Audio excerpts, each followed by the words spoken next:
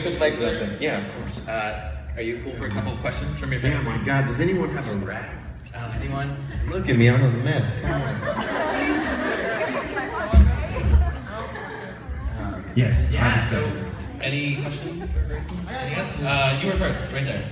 Alright. I saw a video on Facebook, it was this week, about the Drake album. I'm dying to know what's your favorite song, because I've been obsessed with that one. Okay, you're not gonna like me. I like the. Okay, but here's my thing too.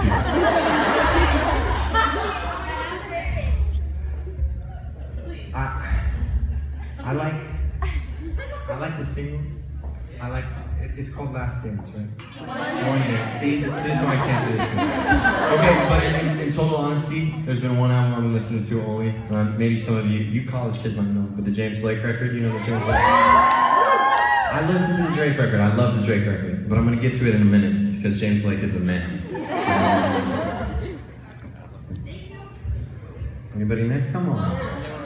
Hey, why did you play More Than Me and Somewhere Over My Head and not Separate? So that to me was just like, I don't know. I was coming into a session. I worked with this guy named David Ryan Harris, who's like produced with John Mayer, and is seriously like the coolest guy around. And so I was super nervous walking into this session, and it's like a weird idea, right? Because they're like two completely different songs.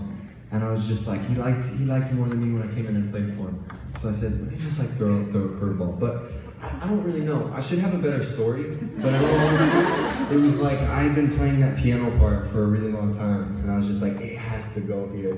And then I wrote that lyric, and again too, he was like, well, maybe we should change the lyrics on the end part. And I was like, I don't know. Thanks, guys.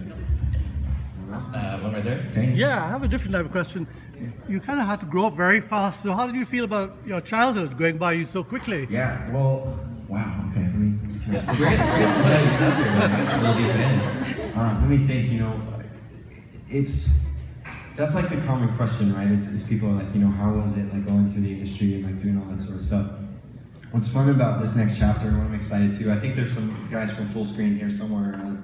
Anyone? Yeah, there's one. Shouts to Full Screen in the back. There you go. We have this documentary coming out with Full Screen. Can't give you a date yet. No, we're close. We're close, guys. It's like it's yeah. No, not soon. The EP's out. Listen to the album. One thing at a time. And what I like about the documentary is it kind of tells the story. It wasn't easy at all. You know, it was definitely hard. I think there's people are always like, oh, don't you wish you would have gone to school or done this sort of thing. I don't wish I would have. I'm glad that everything happened, but you guys can imagine, you know, it's tough sometimes to be yourself in the industry, to say, hey, this is what I want to do, this is when I want to do it, and it's tough for a kid to have to go through that. But I write selfishly, and I think I've talked to you guys about this too. Like, I love that you vibe with the music 1,000,000%. Selfishly, I kind of write music for myself though too, like, you know what I mean? Yep. Because I have to. It's like it's a third leg for me that's just over here, and I'll never kill it. So I don't know if that answers your question. You did. You done very well. Anyone? Right there. Would you ever want to collab with Troy Sivan? Yo, I love Troy. Yeah. I think he's very busy right now. But no, I would love to. I love the record, and know a couple guys who worked with him before, and no, I'm a big fan of the music. So. Do you guys want to film the video here too, for the walk? Anyone else? Come on, I enjoy this. Yeah. Okay, over here. What, tomorrow? Okay. There's been. Oh my God, you guys in this prom stuff. No pressure, man. Wait, really? You have to go. You have That's to where go. prom's at? What type of high school do you go to? It's LA. They do big out here, man. This is not Oklahoma City. You talk to that man over there with the beer. His name's Alex. I feel you, man. He's the keeper of the schedule. Can I send you some flowers?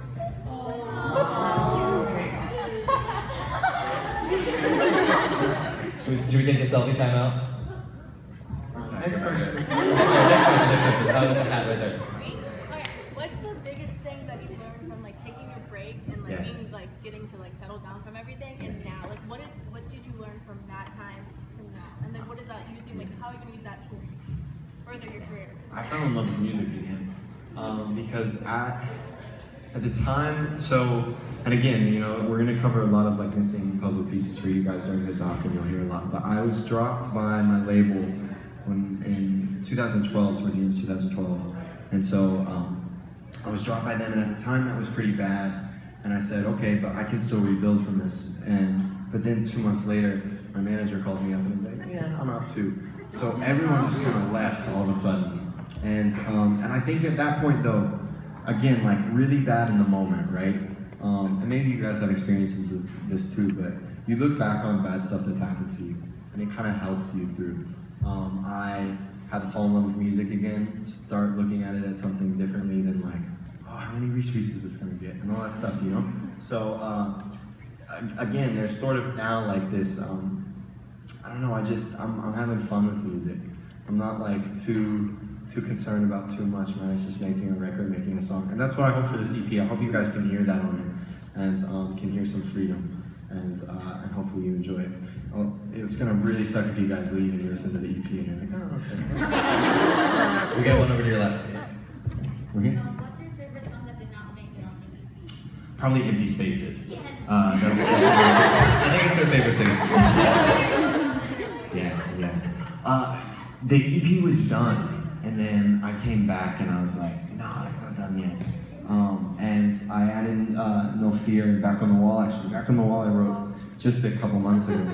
But I think, you know, you guys have heard a lot of songs. I write like all the time. You know, that London record I played you guys, I hope you liked it, but you know, that happened like a week and a half ago, 2 weeks ago, and I was just kind of like, yeah, I'm gonna play that tonight. So I just write all the time, but Empty Spaces will find a home, I think, and I'll find a place. But I can still play it live and have a good time.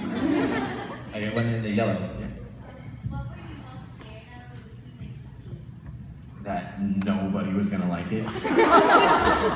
That everyone was just gonna be like, yeah, go back to Oklahoma, you should have stayed there. All that stuff. But no, I'm just excited for you guys to live with it. And yeah, I don't know, it's like last night even too, I was in DC last night, and I was up really late, and I was like, yeah. they literally flew right from the airport right to here. Yeah. Same, yeah. That's only from Chicago, yeah. And so, yeah, I was just reading the responses, and even those beginning ones, I don't know, like it makes me so happy to see you guys respond to it. And the memes again, please keep on coming. It's amazing. Should we take a couple more? Yeah, a couple more. Got in the red. Yeah. Do you have any secret obsessions or The deep questions. Most of you guys know I'm like extremely into this year's election season, but I don't talk about it at all. So that's a very secret obsession, and a lot of people will be like, "Who are you supporting?" And can I crack the joke? I think I should crack the joke. I said this in an interview, and this is what I tell all the young kids here. You should definitely vote. It's so important. Please go out and register. Go vote. And listen, vote for whoever you want, like whoever it is, no matter where your heart's at, except for Donald Trump. So, that's it. That's all you're gonna do. We got time for like two more, I think. Is that okay? Yeah, you choose. Yeah. Hi.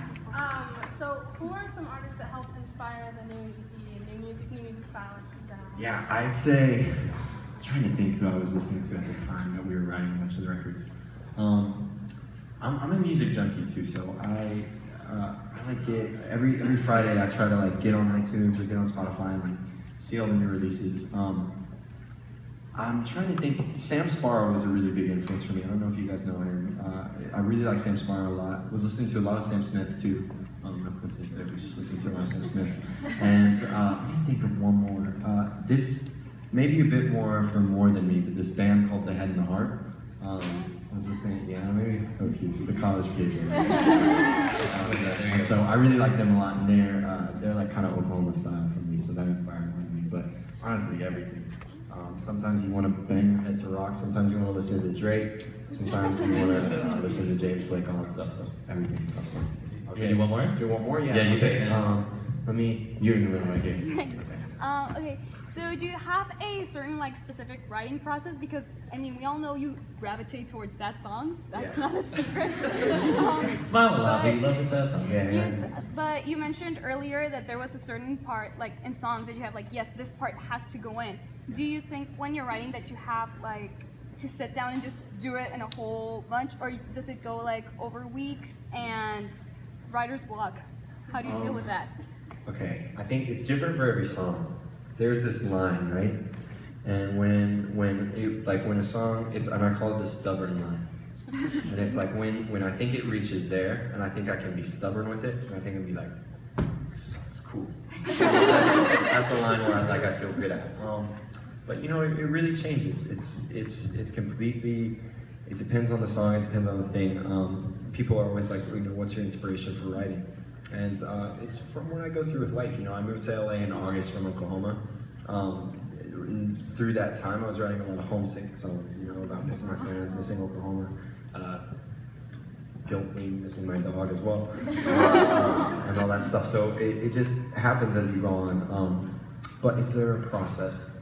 No, I think if there was a process, then I think songwriting wouldn't be cool at all. I think you gotta just let it be open and let things happen and reach the stubborn line. Well, thank you. Big round of applause.